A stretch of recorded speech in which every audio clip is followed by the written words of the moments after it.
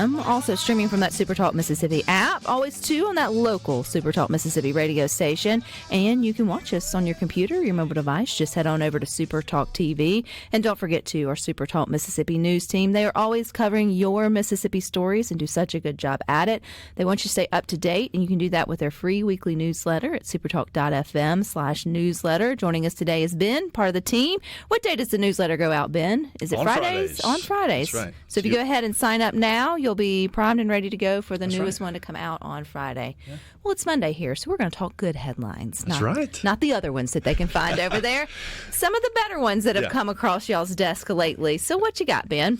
Well, first of all, it's President's Day. It is. And I thought it would be appropriate to run through some fun facts, give you a little trivia, test you and Rhino's presidential knowledge. We are getting Rhino into entering the chat here. Yeah, that's exactly right.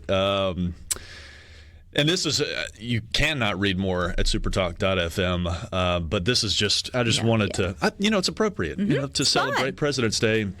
The first one is that this is actually not George Washington's birthday, although federally, the federal government recognizes this day as Washington's birthday. That is the proper name of this federal holiday.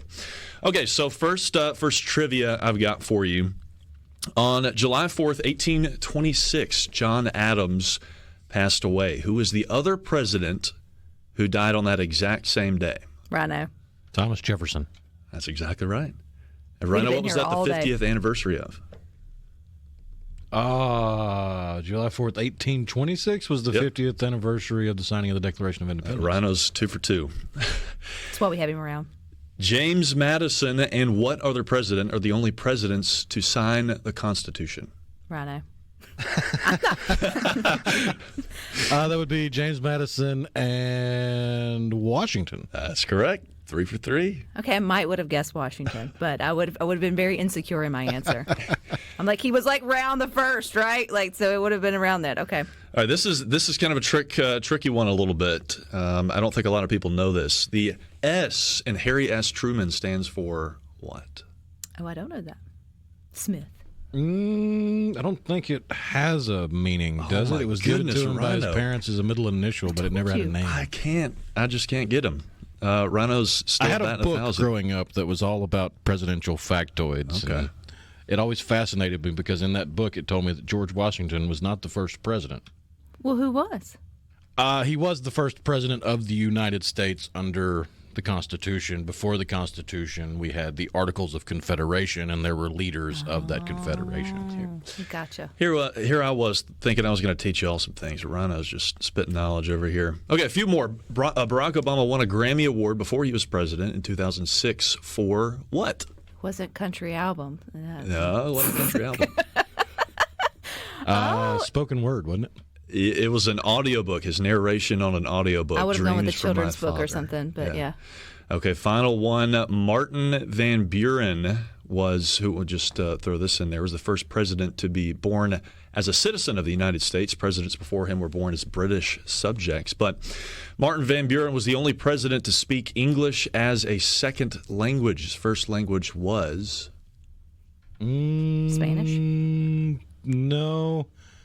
I want to say German, but I don't think it's is it Dutch? It's Dutch. Look at Rhino. Look at you go. Oh, my goodness. I do know this one. Who was the first president to wear a beard? Y'all don't know that one. To wear a beard? Yeah, to wear as president. First president to wear a beard. Was it Lincoln? Yes. Oh. I knew something! That's a good one. I didn't know that. The only reason why I have that one is because you have a beard, Rhino. And he shares birthday with my husband and the late Paul Gallo. They were February the 12th. The funny thing about Lincoln and his beard, though, is there are people out there that still believe sincerely that he had a fake beard. Wow. Why? Have humans been humans since humans have been humans? Pretty much. But the story goes that he didn't have the best facial hair, so he had a fake beard that he would wear. Interesting. I think that may have been something he did early in his career, but I don't think it lasted throughout his entire political career. I guess was that like, well, both of you have good beards. So I guess is that like something you take like was that like if you could grow a beard, was you like more of a man? It's always been a manly thing. Said every man who could grow a beard. That's right. Well, that's pretty cool. And then the one tied to Mississippi would be which president is the teddy bear named after who came? Oh, I completely missed on that one. Yeah, Teddy Roosevelt. I would have gotten that one. Hunting in Mississippi. You know what, Ben? Next time you come on to Good Things with trivia, ask me which questions to ask me. And I'll run it by you first next time, yeah. But I do know that's a good one that's connected. That is a great one. To Mississippi, for sure. If you didn't happy know President's Day to everybody out there. For those that are having to work and be here with us, too. So what other good news you got for us, Well, several other things. One, this is a really cool one that a lot of my baseball fans out there would know. The Freeze, who is a popular entertainment attraction in the middle of Atlanta Braves baseball games. The Freeze will race fans. They give the fans, probably a 50-yard head start, and the fan will run, and the Freeze will always beat them 99% of the time at least. But the Freeze is a Southern Miss alum. To the top, Rebecca. To the top. Duran Dunn is in the news for something else. He was a professional sprinter, and he ran track and field for Southern Miss, and he was also on the football team for 1 year as a defensive back. I don't think a lot of people know that. But last week, he was recognized as a top 200 certified public accountant, CPA. He is in the Atlanta area for the Bennett Thrasher firm. He's also an entrepreneur, owns several other businesses. And we tried to find this of the factors they weighed in naming these top 200 CPAs. And this is in across America by Forbes, their first list of top CPAs. Don't exactly know what that entails, if they have to submit spreadsheets or something. I'm not an accountant. I don't really know.